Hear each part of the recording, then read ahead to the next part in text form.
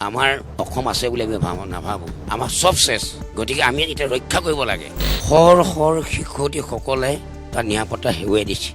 সদনত আজি মৰিগাঁৱৰ জ্যেষ্ঠ বিধায়ক ৰমাকান্ত দৈৰিক যথেষ্ট সৰব দেখা গৈছে আৰু ইয়াৰ কাৰণো আছে আপুনি আজি কিহৰ কাৰণে ইমান গৰম হৈছিল আৰু আপোনাৰ মুখেৰে বাৰে বাৰে মিয়া শব্দটো ওলাই আছিলে নহয়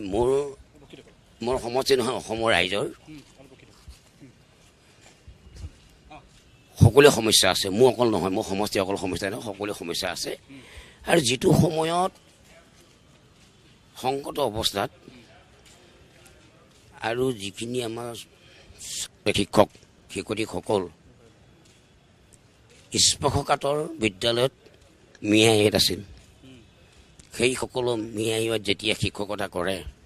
জোৰ জবস্তিয়ে মিয়াই টানি লৈ যোৱা হৈছিল সেই সময়ত আছিল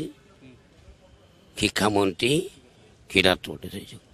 হীৰাত ভট্টাচাৰ্য ঘৰত আহি ক'লে কৈছে ছাৰ মোৰ চাকৰি নকওঁ টানি লৈ গৈছে শৰ শিক্ষয়িত্ৰীসকলে তাৰ নিৰাপত্তা হেৰুৱাই দিছে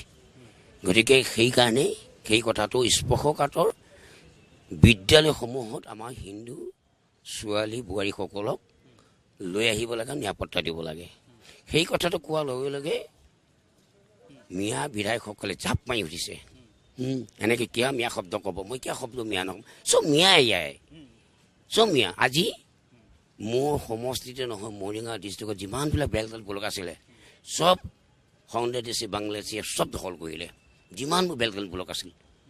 চব দখল কৰিলে ট্ৰাইবেল বেলটেল ব্লক চব দখল কৰিলে আজি এইখন চৰকাৰ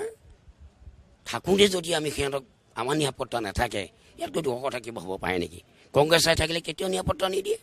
এইখন চৰকাৰে এইখন চৰকাৰে অসমীয়া জাতি নিৰাপত্তা দিয়া চৰকাৰ একমাত্ৰ চৰকাৰ আজি মাননীয় মুখ্যমন্ত্ৰী যিখিনি ভাষণ দিলে যে জাতি মাটি এই অসম আমাৰ অসম এই মাটি আমাৰ মাটি এই ছাত্ৰত জাতি ৰক্ষা ছাত্ৰত অসমীয়া জাতি ৰক্ষা ছাত্ৰত আজি মাননীয় মুখ্যমন্ত্ৰীয়ে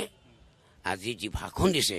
এতিয়াও এই ভাষণটো যদি শুনি অসমীয়াসকলে এতিয়া সজাগ নহয় আৰু কেতিয়া সজাগ হ'ব গতিকে কি আহ্বান জনাব মই আহ্বান জনাইছোঁ অসমীয়া ৰাইজক মই আহ্বান জনাইছোঁ আজি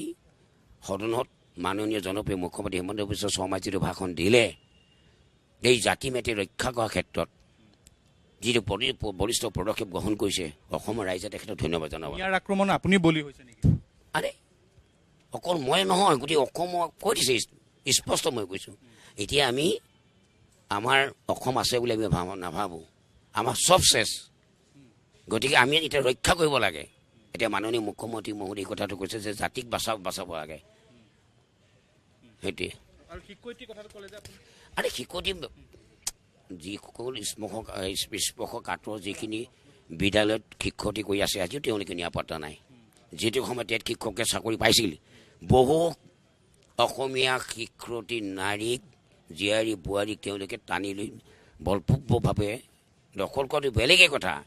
তেওঁলোকে বিয়া বাৰু কৰিলে যোগ্যতা তাৰ জ্বলন্ত প্ৰমাণ